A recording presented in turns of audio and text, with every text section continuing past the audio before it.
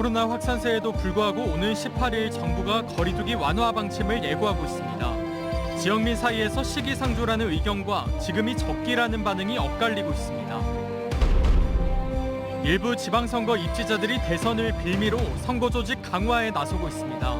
복당자들의 선거운동 동향과 함께 민주당이 암행 감찰에 나섰습니다. 여수의 한 요트업체 실습생 사망 사건과 관련해 법원이 업체 대표에게 징역 5년을 선고했습니다. 재판부는 홍 군의 사망에 대해 업체 대표의 책임이 크다고 양형 이유를 밝혔습니다. 안녕하십니까. 수요일 밤 여수 MBC 뉴스데스크입니다. 전남 동구권에서 이틀간 발생한 코로나19 신규 확진자는 1,359명입니다. 방역당국은 어제 여수에서 266명, 순천에서 262명, 광양 133명, 고흥에서 24명이 신규 확진됐으며 대부분 가족과 지인 등 기존 확진자와의 접촉으로 바이러스에 감염됐다고 설명했습니다. 또 오늘 오후 4시까지 여수에서 240명, 순천에서 262명, 광양에서 127명, 고흥에서는 45명이 추가 확진됐습니다. 방역당국은 오미크론 확산으로 감염 취약시설에서의 집단 감염이 증가하고 있다며 기본 방역수칙 준수와 함께 사적 모임과 외출을 최대한 자제해달라고 당부했습니다. 코로나19 신규 확진자가 큰 폭으로 늘고 있는 가운데 오는 금요일에 발표 예정인 거리두기 완화 여부에 관심이 쏠리고 있습니다. 소상공인과 시민들의 엇갈린 입장을 보이고 있는데요. 안상혁 기자가 보도합니다. 정부가 거리두기 조정 여부를 오는 18일에 발표합니다. 사적 모임 인원을 최대 6인, 식당과 카페 등의 영업시간을 오후 9시로 제한하는 기존 거리두기의 종료 시한이 다가왔기 때문입니다. 정부는 확진자 규모와 방역 상황, 소상공인과 자영업자들의 누적된 피해 등을 모두 고려해 결정하겠다고 강조했습니다. 2달 넘게 계속된 방역 강화 조치를 위해서 누적된 민생경제의 피해와 아직도 정점을 알 수 있는 오미크론의 확산세 등을 중심에 두고 판단하겠습니다. 민생경제 피해를 살리기 위해서는 거리두기를 완화해야 한다는 목소리가 높습니다. 인원수도 많이 수용할 수 있고 시간도 늘면 더 괜찮아질 것 같아요. 늦게까지 열어놓을 수가 있으니까. 하지만 확산세를 막기 위해서는 거리두기를 강화하거나 유지해야 한다는 반발 여론도 적지 않습니다.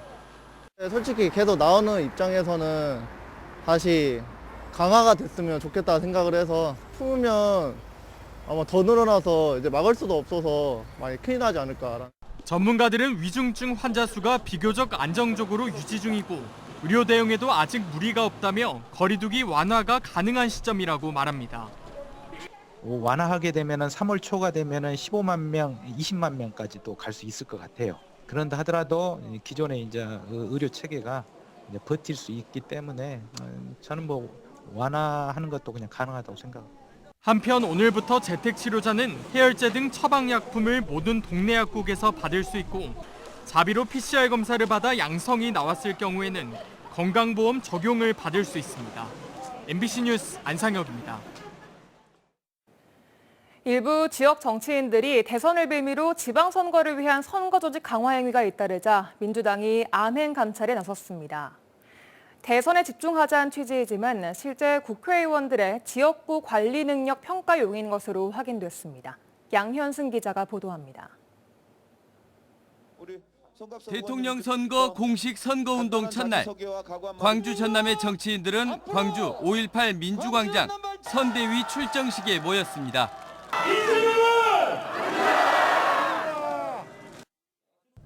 단순히 대선 승리 의지만 확인한 자리가 아니었습니다.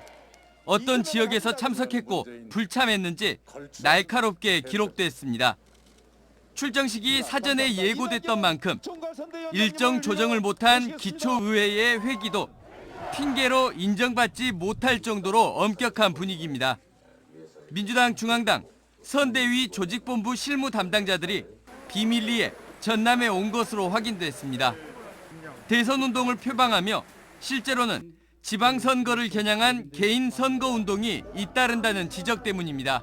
특히 복당자가 많은 곳인 만큼 복당자들의 선거운동 동향도 중점적으로 살피고 있습니다. 또 민주당에 부담이 되는 지방 정치인들의 비위나 잡음 등도 언론 등을 통해 수집 중입니다.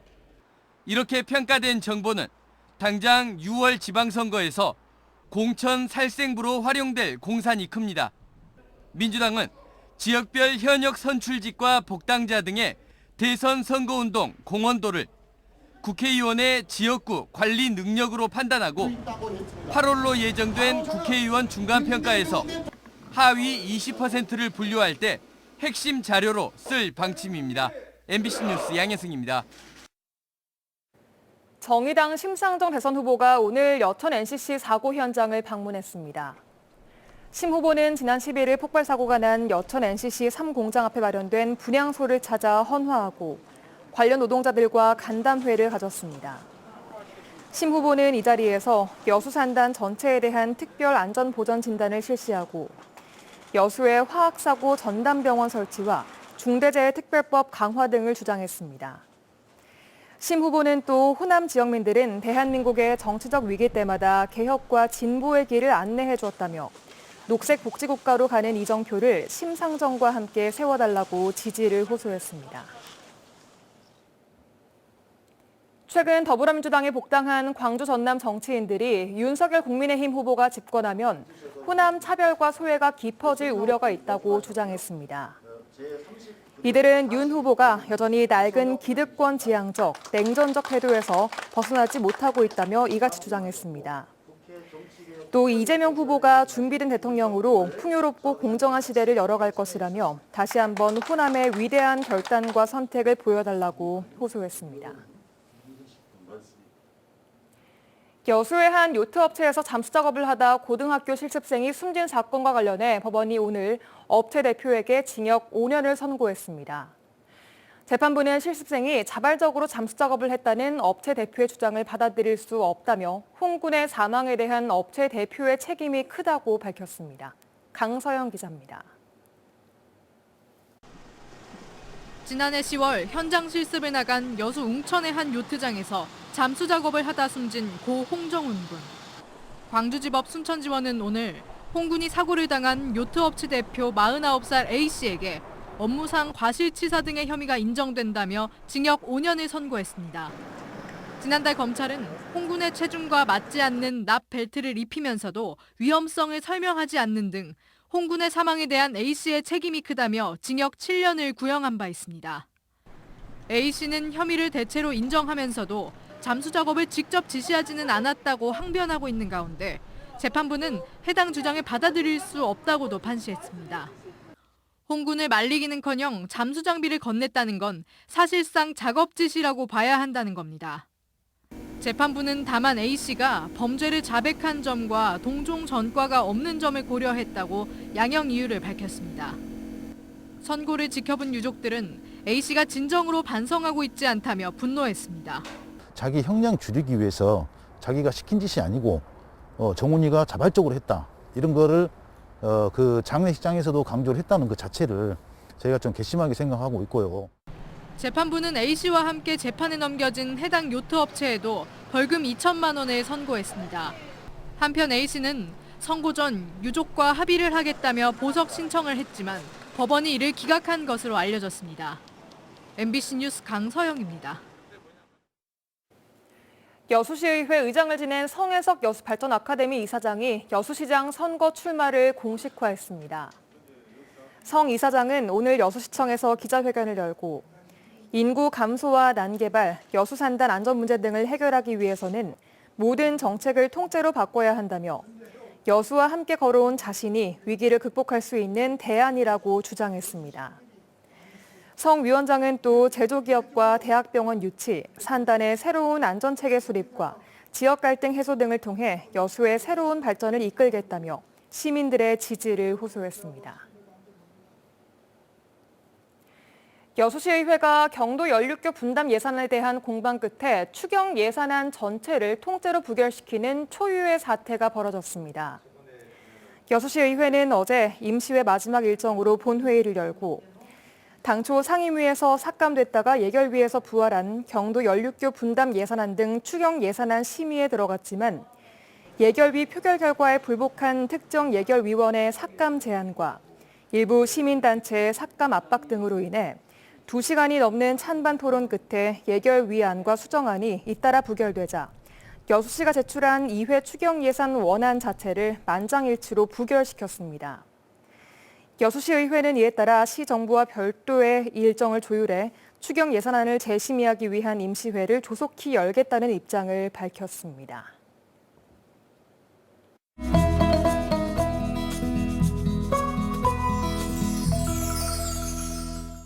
여수 MBC AI 내일의 날씨입니다. 오늘 전남 동부 지역은 대체로 흐린 가운데 눈 날리는 곳이 있었는데요. 일부 지역에는 대기 건조함이 심해 건조주의보가 발효됐습니다. 내일 전남 동부 지역은 구름 많은 날씨를 보이겠습니다. 아침 기온은 영하 5도 안팎까지 떨어지겠습니다. 여수가 영하 5에서 3도, 순천과 광양 영하 6에서 4도, 고흥 영하 5에서 3도의 기온 분포를 보이겠습니다. 내일 광주는 영하 5에서 2도, 목포는 영하 4에서 0도를 보이겠습니다. 내일 남해서부 해상은 대체로 구름 많은 가운데 한때 눈이나 비가 내리겠습니다. 파도는 남해서부 앞바다에서 1에서 2.5m, 먼바다에서 1.5에서 4m로 일겠습니다. 기온이 큰 폭으로 낮아진 데다 바람도 강해서 더 춥겠습니다. 이번 추위는 금요일 오후 들어 풀릴 전망입니다. 아침 저녁으로 일교차가 큰 만큼 건강관리에 유의하셔야겠습니다. 지금까지 AI 날씨였습니다. 순천시의회 허유인 의장이 일본의 사도광산 유네스코 세계문화유산 등재 추진 중단을 촉구했습니다. 허 의장은 태평양 전쟁 당시 조선인 강제 노역 등 비인도적인 일이 자행된 곳을 유네스코 세계문화유산으로 등재하려는 모든 시도를 강력히 규탄한다고 밝혔습니다.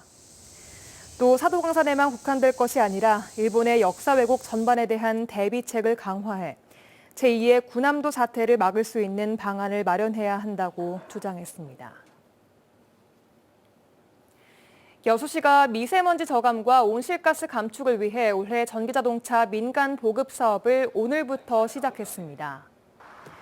올해 지원 물량은 전기 승용차 250대와 전기 화물차 200대로 환경부의 전기자동차별 차등 지원 방침에 따라 승용차는 최대 1,320만 원까지, 화물차는 2,547만 원까지 구매 보조금이 지원되며 개인은 한 대, 법인과 기관은 석 대까지 지원받을 수 있습니다. 여수시는 특히 대상자 선정과 보조금 지원이 신청서 제출순이 아닌 차량 출고 등록순이라며 보조금 지원 신청 자격을 부여받은 경우에도 차량 출고가 늦어질 경우 지원을 못 받을 수 있다고 밝혔습니다. 지난해 전남 지역 수산물 생산액이 사상 처음으로 3조 원을 돌파했습니다. 국가통계포털 어업생산 동향에 따르면 지난해 전남 지역의 수산물 생산이 192만 톤, 3조 746억 원으로 전국 생산량의 58%, 생산액의 39%를 차지했으며 생산량으로만 보면 다른 15개 시도의 합계량보다 많습니다. 품목별로는 어류가 1조 1,200억여 원, 폐류가 8,600억여 원, 해조류가 6,300억여 원을 기록했습니다.